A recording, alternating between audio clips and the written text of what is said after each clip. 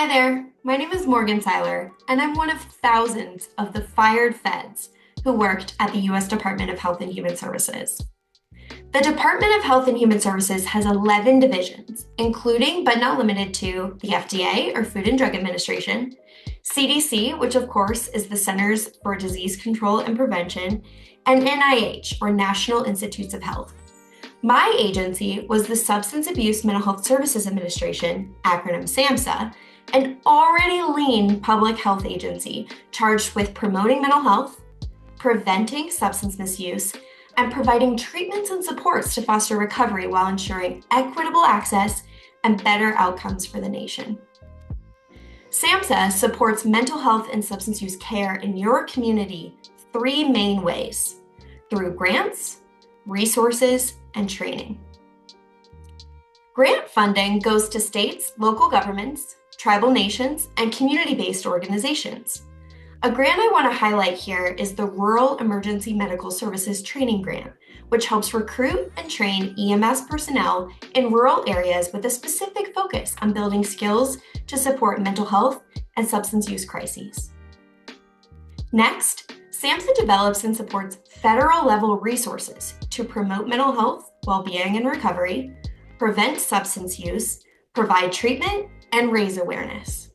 This includes, but is not limited to, the 988 Suicide and Crisis Lifeline, a free three-digit number accessible 24 hours a day, 7 days a week by phone, text, or chat, and a vital resource for mental health and substance use challenges that you or your family might experience in your life.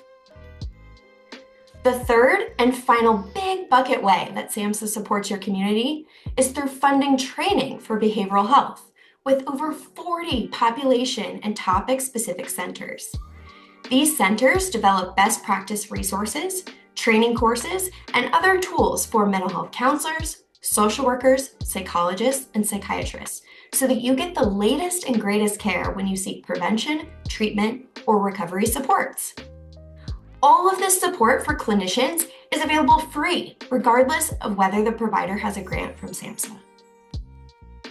The Department of Health and Human Services has 10 regional offices throughout the country. My role at SAMHSA was Regional Behavioral Health Advisor for Region 8, and together with my regional director, we supported a geographic area covering Colorado, Utah, Montana, Wyoming, and North and South Dakota, as well as 28 federally recognized tribal nations. It was my job to be on-the-ground federal support to folks who received our grant funding, elevate issues to the federal level our states and local communities were experiencing, and work on and fund projects to address the specific mental health and substance use challenges of the region. The loss of my job isn't just personally devastating, as it was my dream to implement behavioral health systems change at the federal level, but the defunding of SAMHSA, particularly the regional offices, will have felt impact on the state and local levels.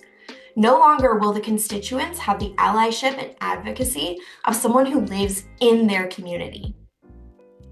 I was terminated because I was still in a probationary status in my role, something all new feds come in under. The letter I received stated my agency finds that my ability, knowledge, and skills do not fit the agency's current needs, and my performance has not been adequate to justify further employment at the agency.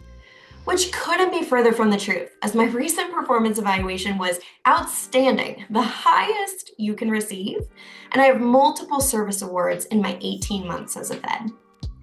I'm hopeful by sharing my story, it will put a face to the headlines and improve your understanding of the way government agencies show up for you and for all American people.